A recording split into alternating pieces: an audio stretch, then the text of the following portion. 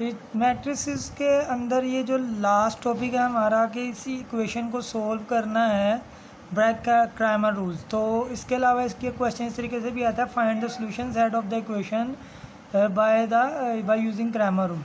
तो Cramer rule के लिए हमें इसमें पहले मैं इक्वेशन लिख रहा हूँ 2x + 5y is equals to 9 और फिर मैं लिख रहा हूँ 4x - 2y is equals to 1। अब इसमें हमारे पास तीन मैट्रिक्स बनते हैं। एक बनता है D,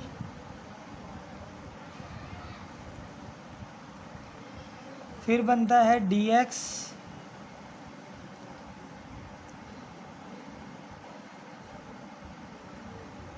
और फिर लास्ट में बनता है हमारे पास dy।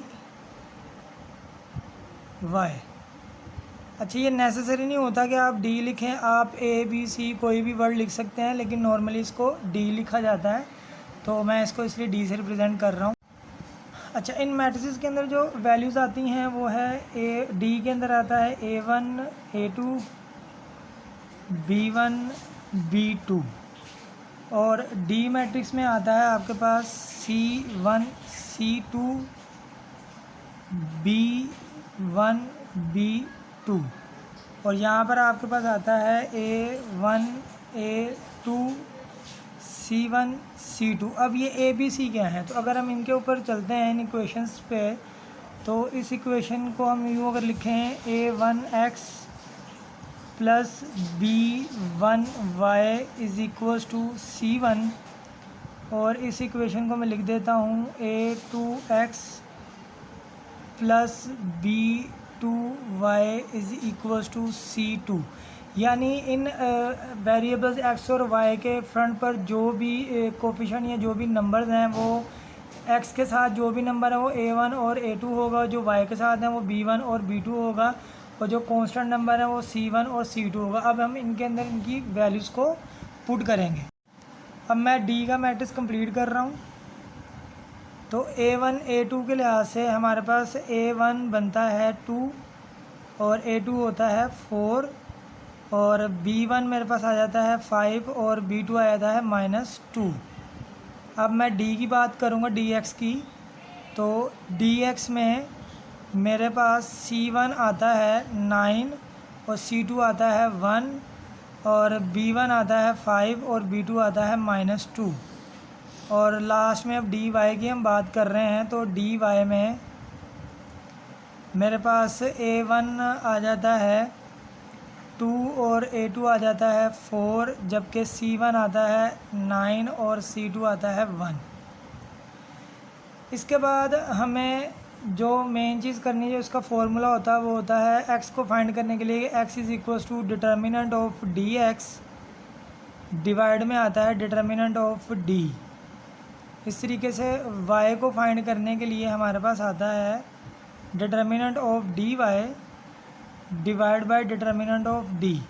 तो यानी बेसिकली हमें इनमें तीनों मैट्रिक्स यानी d dx और dy के डिटर्मिनेंट फाइंड करने हैं, देन हम इनको इसमें पुट कर सकते हैं। तो सबसे पहले हम d का डिटर्मिनेंट फाइंड करेंगे।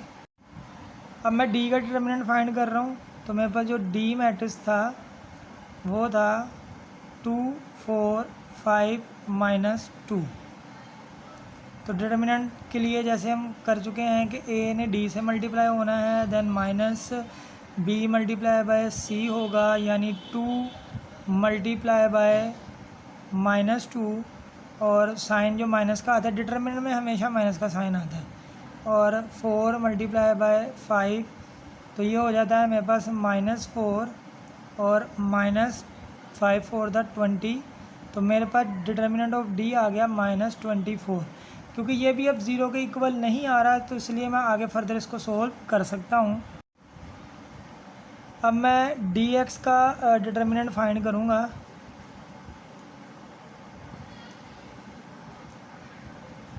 तो dx के लिए मेरे पास वैल्यूज़ थी 9 1 5 एंड -2। तो इसके लिए भी वही वर्किंग पहले करेंगे कि a d से मल्टीप्लाई होगा और b मल्टीप्लाई होगा c से।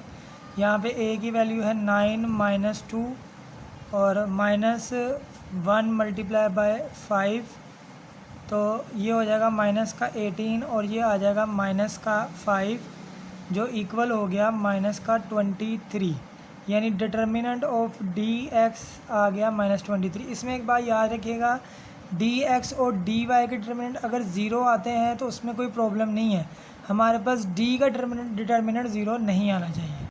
अब मैं डी वाई का डिटर्मिनेंट फाइंड कर रहा हूँ, तो डी वाई मेरे पास जो मैट्रिक्स था वो बना था 2, 4, 9 और 1। वही प्रोसीजर रहेगा, a multiply by d minus b multiply by c. तो a मेरे पास यहाँ पे 2 है और d मेरे पास 1 है, माइनस b मेरे पास 9 और ये 4। तो 2 1 दा 2 माइनस 9 4 दा 36। अब यहाँ पे भी देखें माइनस हो रहे हैं, तो 36 बड़ा नंबर है, इसका साइन माइनस है, तो माइनस का 34 आएगा। अब हम सिंपल इनको फॉर्मूलाज में पुट करेंगे। अब पहले मुझे x निकालना है, तो मेरे पास फॉर्मूला था determinant of D x divide by determinant of D. तो मेरे पास जो डी एक्स का डिटर्मिनेंट आया था वो आया था माइनस का 23, जबकि डी का डिटर्मिनेंट था -24। तो ये माइनस से माइनस कैंसिल होगा, तो x मेरे पास आ रहा है 23/24। अब मैं y के लिए काम करूँगा, तो y के लिए फॉर्मूला था determinant of D Y divide by determinant of D. तो जो डी वाई का डिटर्मिनेंट आया है वो आया है माइनस का 34 ओवर माइनस का 24 जो मेरे पास डिटर्मिनेंट था डी का। तो ये माइनस से माइनस कैंसिल आउट हो रहे हैं, और ये 2 7 दा 34 और 2 70 दा 34 और 12 2 दा 24। तो मेरे पास यहाँ y की वैल्यू आई 17/12। तो मेरे पास जो सोल्यूशन सेट बनता है वो बनता है 23/24 एंड 17/12। तो ये हमारा इस क्वेश्चन के साथ हमारा चैप्टर नंबर 7 कंप्लीट होता है।